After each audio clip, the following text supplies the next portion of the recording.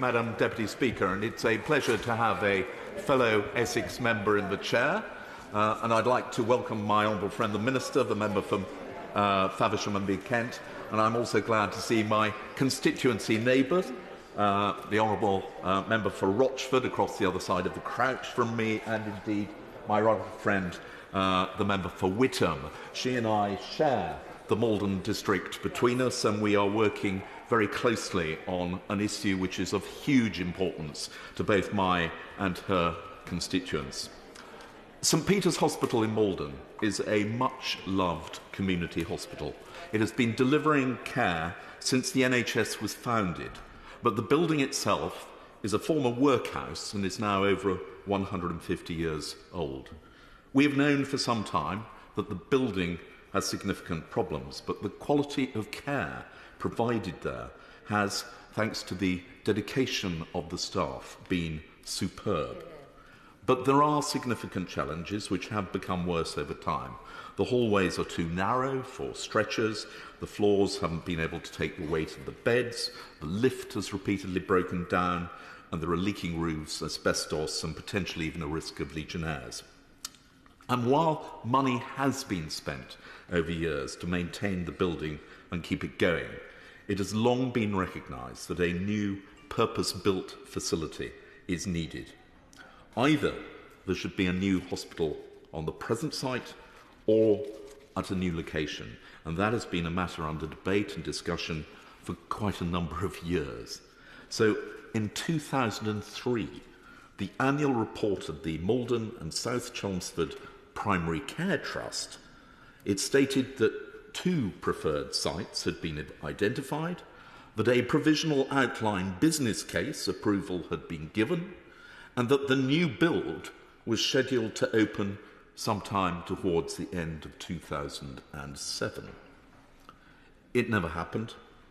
There were difficulties in that particular instance of establishing the ownership of part of the land off Linebrook Way where it was due to be sited.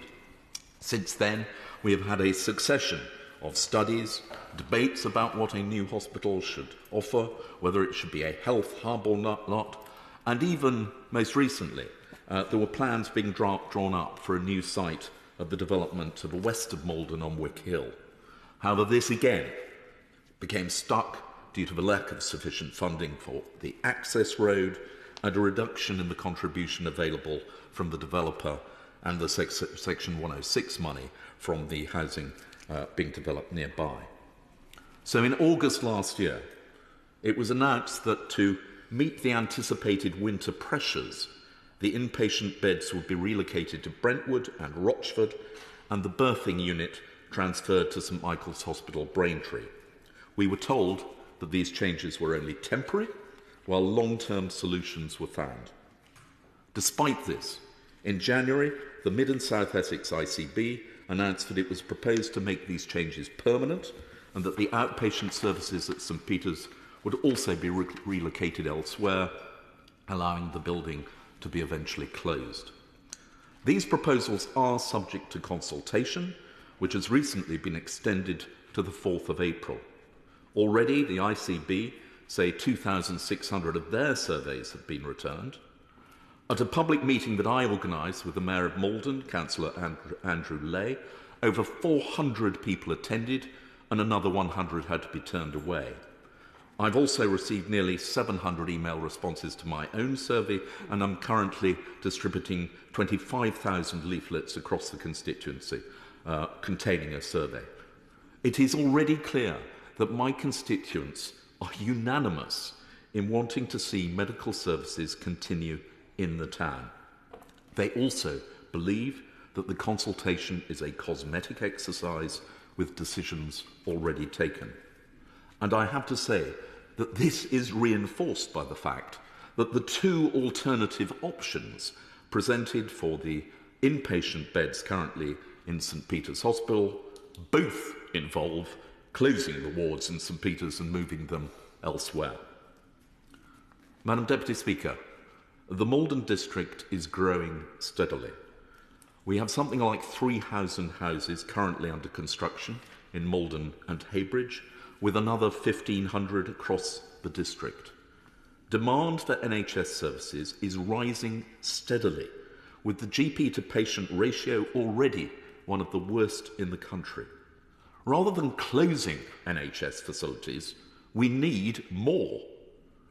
In addition to this, the Maldon district is geographically spread, with some villages already half an hour's travel time just to get to Maldon. The travelling time to Broomfield, to Braintree or to Brentwood can be up to an hour or more from villages like Tillingham or Southminster in the Dengie Peninsula.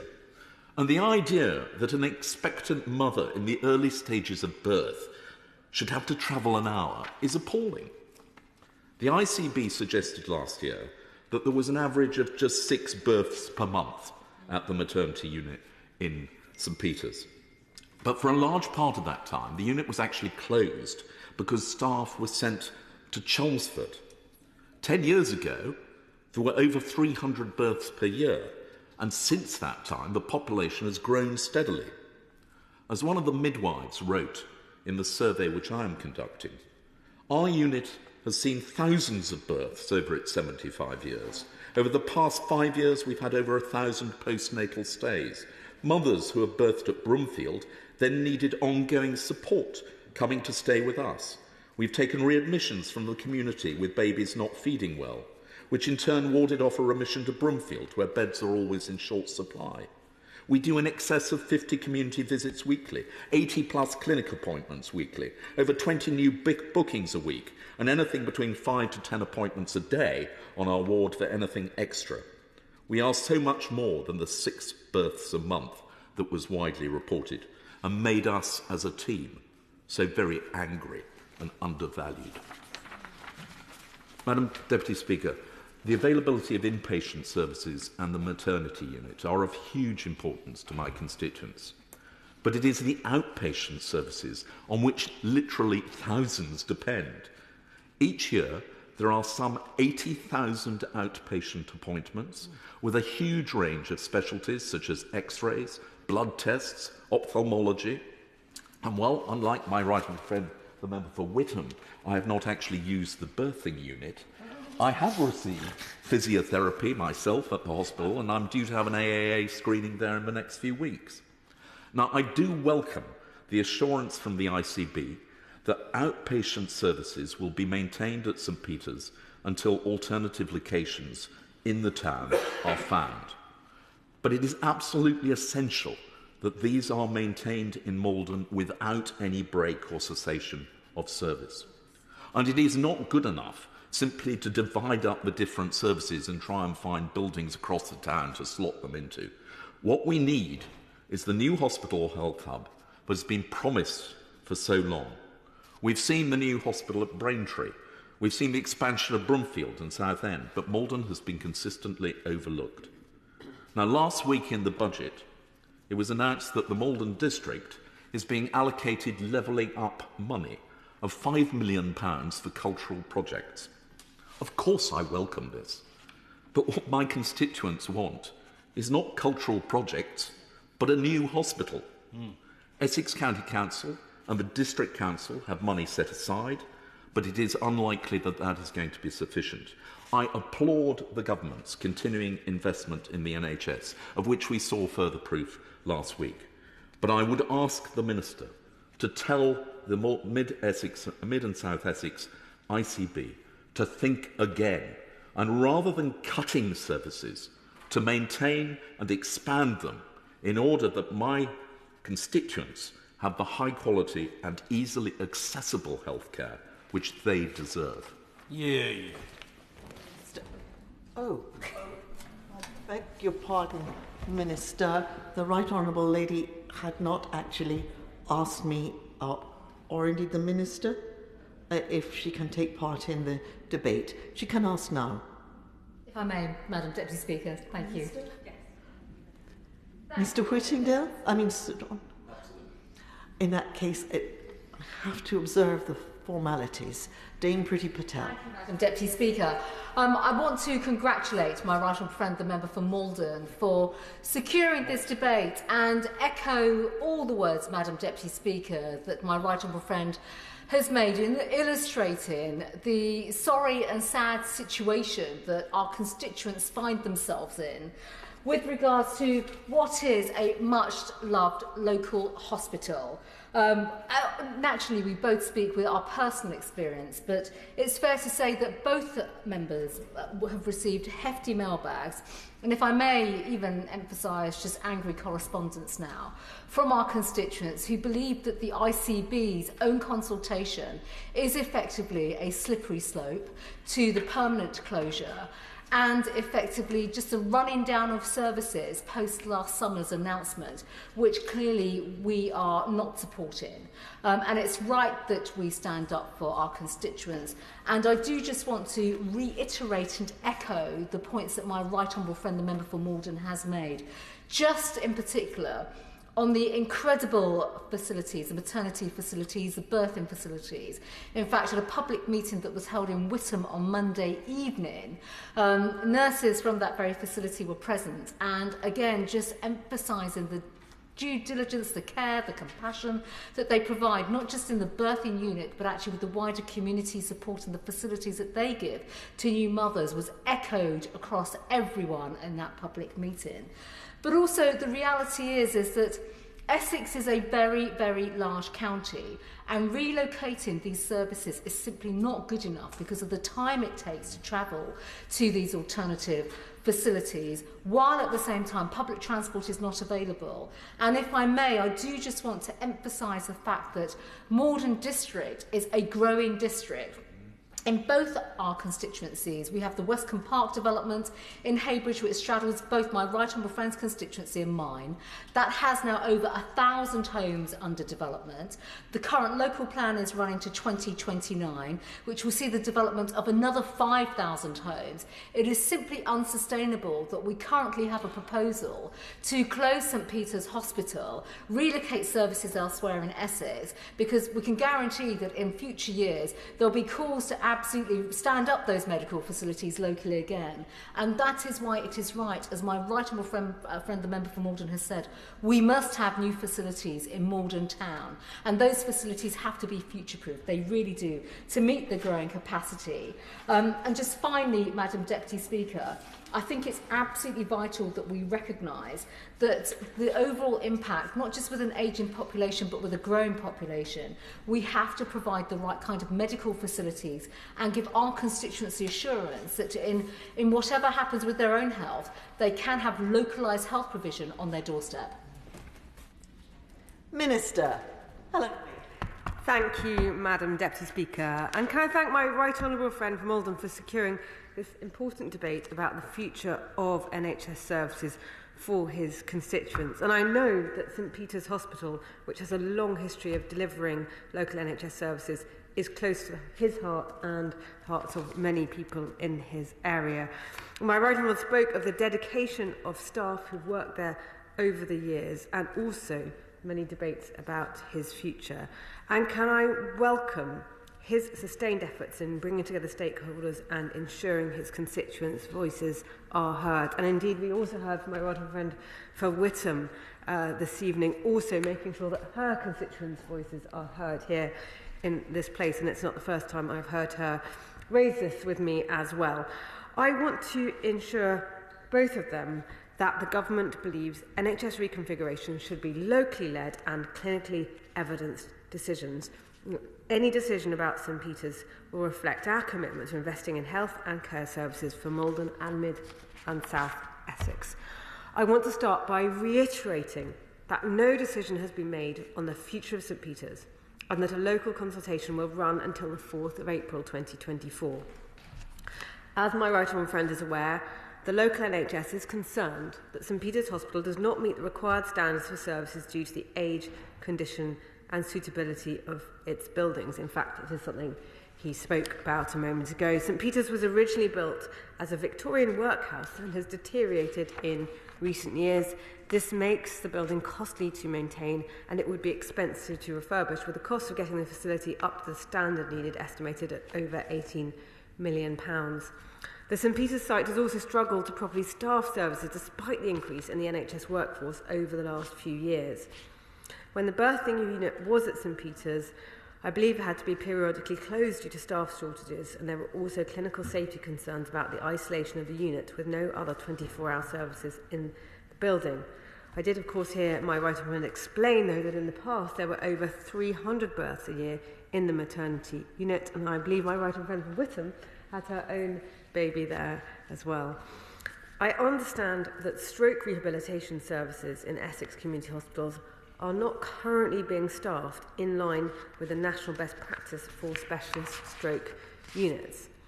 Now, I'm sure that my right honourable friend's constituents want services not only on the doorstep, but also want their services to be staffed to provide the best possible care. And that's clearly crucial, whether it's for mothers giving birth and their new babies or patients recovering from stroke, where getting the right rehabilitation can make a huge difference to future quality of life. That's why ways to treat and care for patients in better equipped facilities with the right level of specialist staff are currently being considered by the Integrated Care Board. I understand that other locations in and around Maldon are being considered by the ICB for the other patient services currently provided at St Peter's, therefore keeping things like outpatient appointments close to the current location. It is crucial that the ICB gets a full understanding of how these proposals will affect local people, not only in terms of meeting expected standards of care, but also access. While I know that people usually understand they may need to travel to get to a more specialised service, it's essential that the services people need are accessible. And as well as considering patients, the ICB must consider families and carers who need to be able to visit, and of course staff. My right honourable friend for Witham emphasised the size and scale of Essex, and both she and my right honourable friend from Maldon spoke of house building and the growing population in the area, which clearly need to be taken into account by the ICB. Now, I have been assured that the local NHS is engaging and taking understanding the views of residents before making any final decision. When that decision is made, the ICB must clearly set out how their decision will benefit my right honourable friend's constituents, ladies' constituents, and people in the wider area. I do understand that my honourable friend is also concerned with the adequacy of local consultation on the proposed changes. Now, I'm being assured by the local NHS that multiple events are being held to discuss the proposals, with at least 3 already taking place in Maldon. And I heard earlier, public meetings have already been held involving my honourable friends.